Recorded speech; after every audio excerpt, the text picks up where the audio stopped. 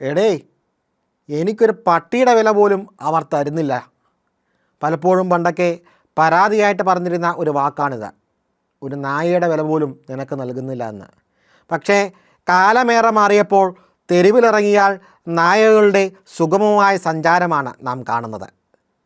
അവരെ കൊല്ലുവാനോ ഒന്ന് കല്ലെറിയുവാനോ ഒന്ന് ഉപദ്രവിക്കുവാനോ തുനിഞ്ഞാൽ നായപ്രേമികൾ ഇറങ്ങി വന്നിരുന്ന ഒരു കാലഘട്ടം ചില സമയങ്ങളിൽ ഓർത്തു പോയിട്ടുണ്ട്. കേരളത്തിലെ ജനപ്രതിനിധികളെയൊക്കെ വോട്ട് ചെയ്ത് വിജയിപ്പിച്ചത് ഈ നായകളാണോ എന്ന്. കാരണം മറ്റൊന്നായിരുന്നില്ല, വാർത്തകളിൽ നായയുടെ കടിയേറ്റ് പരിക്കേറ്റവരുടെ വലിയ വിവരണങ്ങളായിരുന്നു. കുഞ്ഞു കുട്ടികൾ മുതൽ വയോധികർ വരെ കടിയേറ്റ് നിലത്ത് വീണു.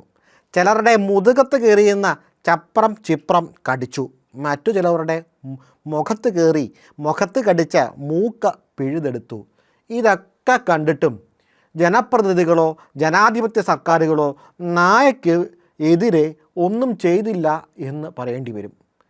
ആശ്വാസം എന്ന നിലയ്ക്ക് 2023 ABC rule, annual birth control ത്തിൻ്റെ ചില ചട്ടങ്ങൾ ഉണ്ടാക്കിയിരുന്നു.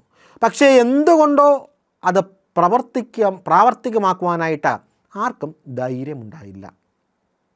അവർക്ക് ആശ്വാസം എന്ന നിലയിലാണ് കോടതിയിൽ നിന്നുണ്ടായിരിക്കുന്ന വിധി.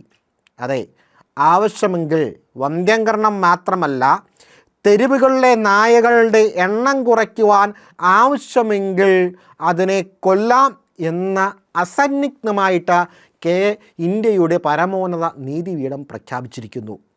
ഇനി അറിയേണ്ടത് നായയുടെ വോട്ട് കൊണ്ടാണോ മനുഷ്യൻ്റെ വോട്ട് കൊണ്ടാണോ ഓരോ സംസ്ഥാനത്തെയും ഓരോ സ്ഥലങ്ങളിലെയും ജനപ്രതിനിധികൾ ജയിച്ചത് എന്നത് മാത്രമാണ്. കാരണം നായയുടെ വോട്ട് കൊണ്ടാണ് ജയിച്ചതെങ്കിൽ അവർ നായയ്ക്ക് അനുകൂലമായിട്ട് നിൽക്കട്ടെ. ഇനി ജനങ്ങളുടെ വോട്ട് കൊണ്ടാണ് ജനിച്ചതെങ്കിൽ അത് ജനത്തിന് അനുകൂലമാകണം. തെരുവു നായ ശല്യം കൊണ്ട് കേരളം പൊറുതിമുട്ടുമ്പോൾ ഒരുപക്ഷെ അർബൻ വന്യജീവി എന്ന് വിശേഷിപ്പിക്കാവുന്ന തരത്തിൽ എന്തുകൊണ്ടാണ് ഇത് പറയുന്നതെന്നാണ്. വന്യജീവികളെ കൊല്ലുവാനായിട്ട് അനുവാദമില്ല. അവർ മലയോര മേഖലകൾ താണ്ഡവമാടുമ്പോൾ നഗരമേഖലകളിലും മറ്റും താണ്ഡവമാടുന്നത് ഈ നായകളായിരുന്നു, തെരുവ് പട്ടികളായിരുന്നു. തെരുവ് പട്ടികളെ പോലെ കടിപിടി കൂടരുന്ന മനുഷ്യനോട് നാം പറയും. പക്ഷേ ആ തെരുവ് പട്ടികളെ ഒന്നും നിയന്ത്രിക്കുവാനായിട്ട് നമുക്കാർക്കും കഴിഞ്ഞിട്ടില്ല. ആർജവത്തോടു കൂടിയ സർക്കാരിൻ്റെ ഒരു ഇടപെടൽ ഈ മേഖലയിൽ ഉണ്ടാകേണ്ടിയിരിക്കുന്നു. സ്കൂള് തുറക്കാൻ പോകുന്ന സമയമാണ്. മഴക്കാലത്ത് ചിലപ്പോൾ ശ്വാനപ്രമുഖന്മാർ മാറി നിന്നു എന്ന് വരാം. പിന്നെ മഴ കഴിയുമ്പോൾ വെയിൽ വരുമ്പോൾ അവർ വീണ്ടും അടുത്തു വരും.